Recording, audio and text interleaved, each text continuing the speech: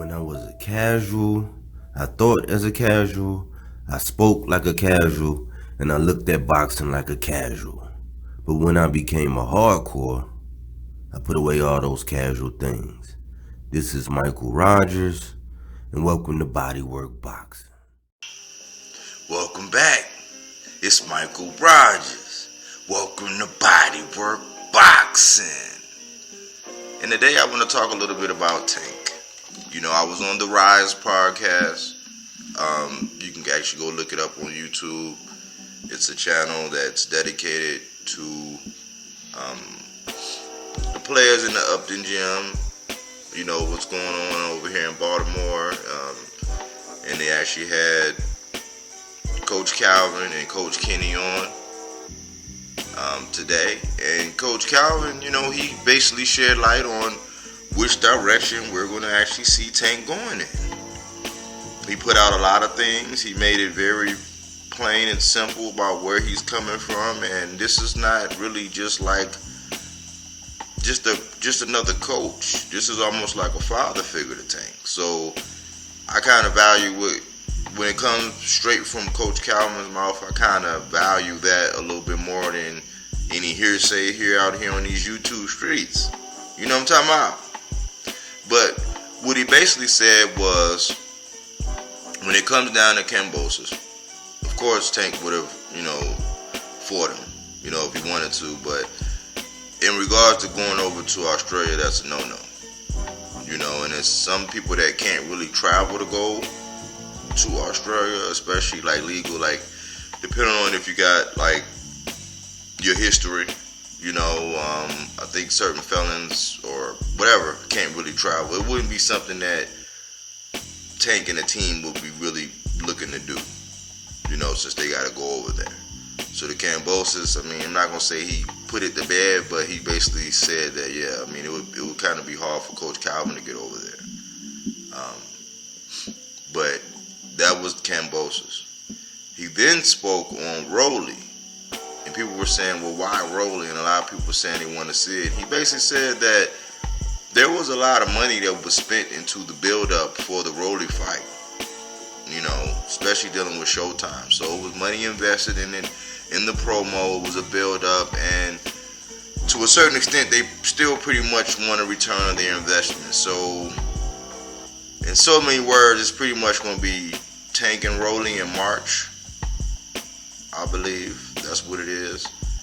But he said Tank is pretty much getting frustrated. He's hearing all the talks on the internet about the big fights and legacy.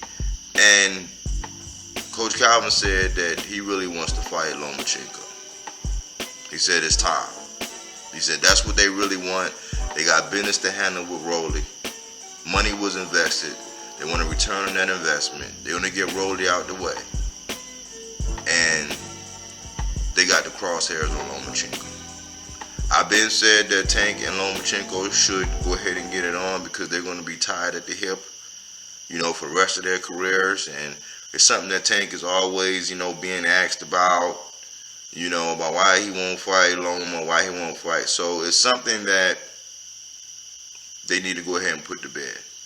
And also, I believe that if Tank and Lomenchenko get it on, and Devin Haney and George KAMBOSOS, they get it on, I believe the winner of those two fights should fight each other, and we will have a clear cut who is the best at 135, undisputed champ, with pretty much all the people that's really relevant, aside from T.O., unless he reinserts himself back into this whole, equation or formula, then I think that we will have a clear cut understanding of who is the best at 135, and it'll set a precedent for things to come at 135.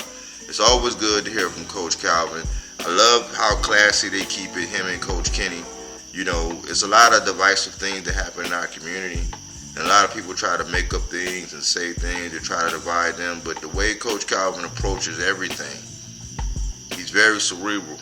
He's very calculated in his thoughts, and he's instilling that in Tank. His team is solid. He talked about Truck, and, you know, having the support. And he talked about a lot of things that's going on as far as the amateurs and people that he looked to, you know, in the future as far as the youth. It's a great team. You know, they're doing a great job with Tank. They're quiet in the noise. They're maintaining their focus, man, and they're just doing big things. You know, it's an inspiration to people like myself who live out in here in Baltimore, and we see and hear and witness all of the crazy things that's going. But they are a beacon of light here in Baltimore. So I say, let's support them. You know, let's help get some good news. You know, and that is good news.